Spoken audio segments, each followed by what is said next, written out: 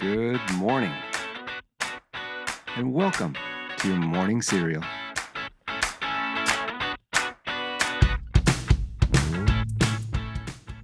Okay, good morning. It's not a manic Monday or a Sunday. I know that's your fun day, but it's just a plain old fantastic Thursday.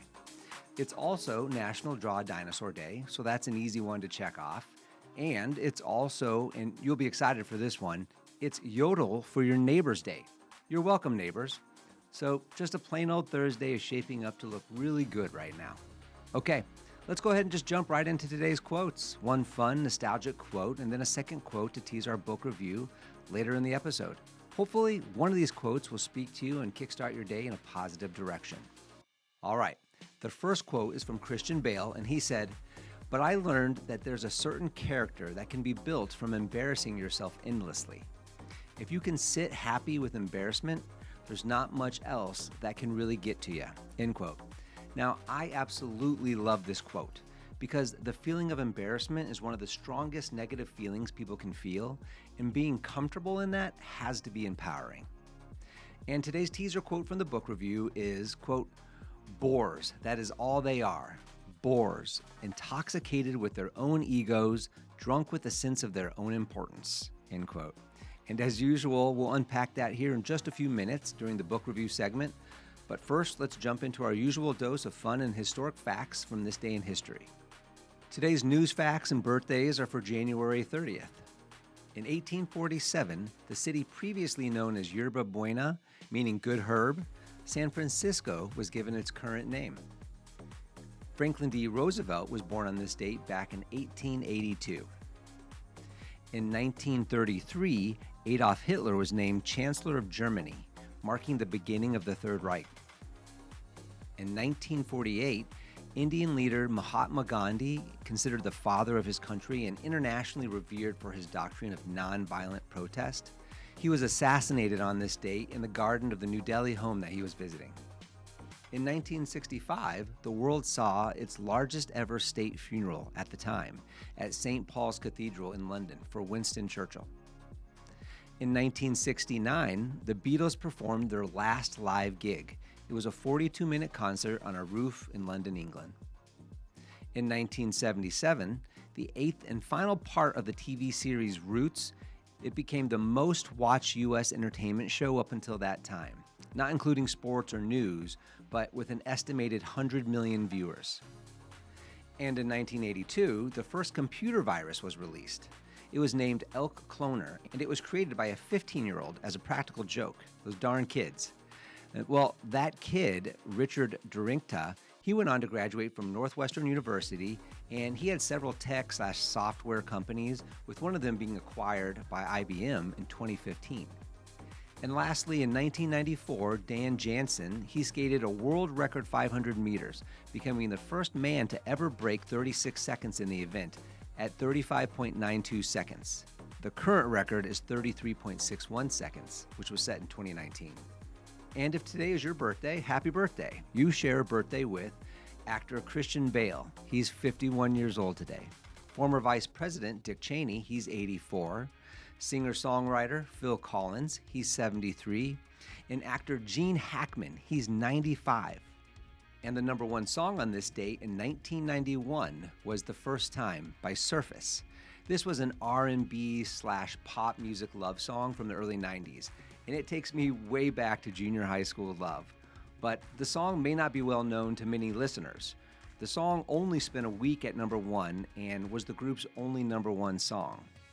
And if you follow the Morning Cereal podcast on Instagram, you can hear an excerpt from this song, and you may just recall the familiarity of this song from way back in your mind.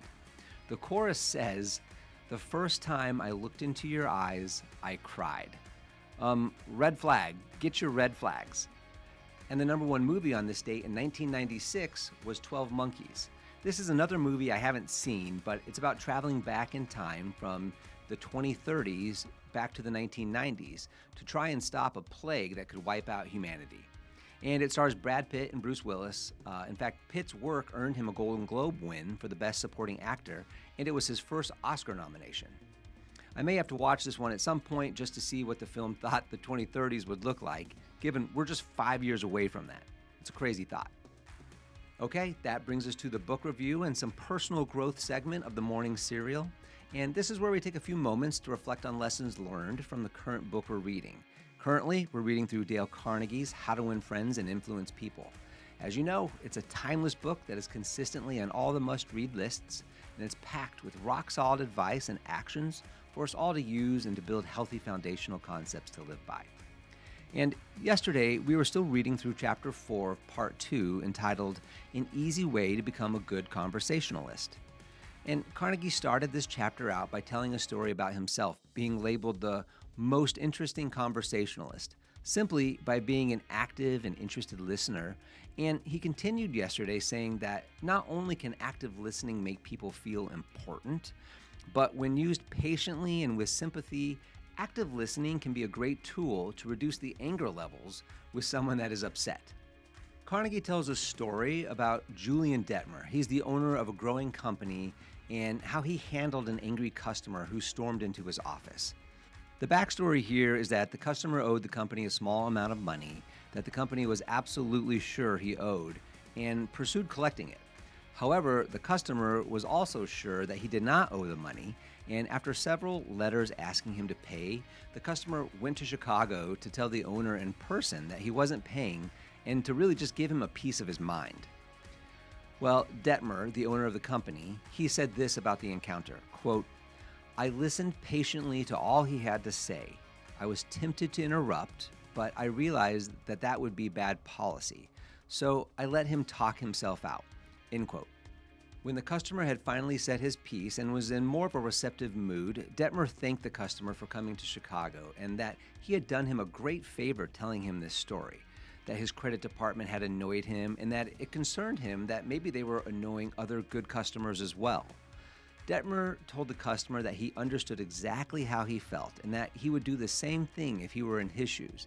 And he added that since the customer wasn't going to buy from them anymore, he even recommended some other woolen houses. Detmer said, quote, "That was the last thing in the world he expected me to say. I think he was a trifle disappointed," end quote. This customer had come all the way to Chicago to tell Detmer off, but instead of fighting with the owner told the customer he would clear the bill and forget about it because the customer was, quote, "a very careful man with only one account to look after, while our clerks had to look after thousands of accounts." In the end, the customer went home and found that he had missed a bill indeed. He paid it, and he remained a client for another 22 years. Carnegie follows that story with the tale of Edward Bach, who became a successful magazine editor using the same principles advocated for in this chapter. His story is long, but I'll summarize it. He grew up poor, and he only had 6 years of schooling, so he bought an encyclopedia, and he read about the lives of famous people. And then he did the unexpected. He wrote some of these famous people asking if the stories were true and for more information on them. Well, Edward began corresponding with these people and was often invited to visit them. Edward was a great listener, and Carnegie makes the point that Edward's ability to meet these people and receive life-changing ambition that shaped his life was, quote, "made possible solely by the application of the principles we are discussing here," end quote. And he's talking about active listening, interested listening, exclusive attention to the speaker, patience, and sympathy. Carnegie continues on, saying many people fail to make a good first impression because they don't listen attentively. Quoting journalist Isaac Marcusson saying, quote, "They, people, have been so much concerned with what they are going to say next that they do not keep their ears open," end quote. Carnegie says that all people, famous people down to folks like you and me, we prefer and we even crave for someone who is a good listener. Somewhere along the way, I learned to ask my wife if this was a conversation she wanted me to respond to and give my 2 cents, or if this was a conversation where she just wanted me to listen so she could vent. And Carnegie also suggests that often people just merely want a friendly, sympathetic listener to whom they can unburden themselves with. And that's frequently all an irritated customer wants, and the dissatisfied employee or the hurt friend, that's all they want too. The psychologist Sigmund Freud was known for his exceptional ability to listen and make people feel heard. And Carnegie makes the distinction that Freud wasn't thought of this way because he had some, quote, soul-penetrating gaze with his eyes, but it was said that, quote, his eyes were mild and genial. His voice was low and kind. His gestures were few, but the attention he gave was extraordinary, end quote. Carnegie closes out the chapter with some very good summaries to bring this chapter home in a crystal clear way. He says, quote, "If you want to know how to make people shun you and laugh at you behind your back and even despise you, here's the recipe. Never listen to anyone for long. Talk incessantly about yourself. If you have an idea while the other person is talking, don't wait for him or her to finish. Bust right in and interrupt in the middle of a sentence," end quote. And we all know people like that, and they are frustrating. Carnegie actually calls them, quote, bores. That is all they are.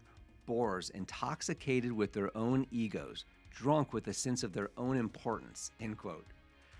Carnegie's final summary is this, and he reminds us that people are more interested in themselves than they are in any other thing in this world. It's human nature. Here's his final summary, quote, "So if you aspire to be a good conversationalist, be an attentive listener. To be interesting, be interested. Ask questions that the other person will enjoy answering. Encourage them to talk about themselves and their accomplishments," end quote. Here it is. Carnegie's principle number 4 is be a good listener. Encourage others to talk about themselves. There you have it. We are well on our way through part 2 of How to Win Friends and Influence People, which is entitled 6 Ways to Make People Like You. And we've now learned Carnegie's first 4 principles. Principle number 1, become genuinely interested in other people. Number 2, smile. Number 3, remember that a person's name is to that person the sweetest and most important sound in any language. And today's number 4, be a good listener. Encourage others to talk about themselves. Okay, nicely done. Go out and enjoy this day. Make the most of it. Yodel to your neighbors and then be a good listener as they yodel back.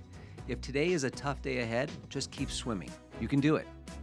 Join us again tomorrow as we start Chapter 5 of Part 2, which is entitled How to Interest People. We'll see you again tomorrow and have a fantastic day. Don't forget to follow and subscribe to the Morning Serial podcast on the One Life Live It channel.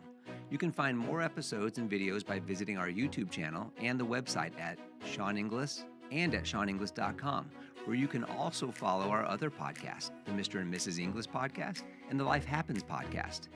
In these other podcasts, we'll dive deeper into everyday issues, self-improvement and well-being, business and finance, and we welcome special guests too. So join us. It'll be a good time, I promise. Thanks again for listening. Have a fantastic day, and we'll see you tomorrow.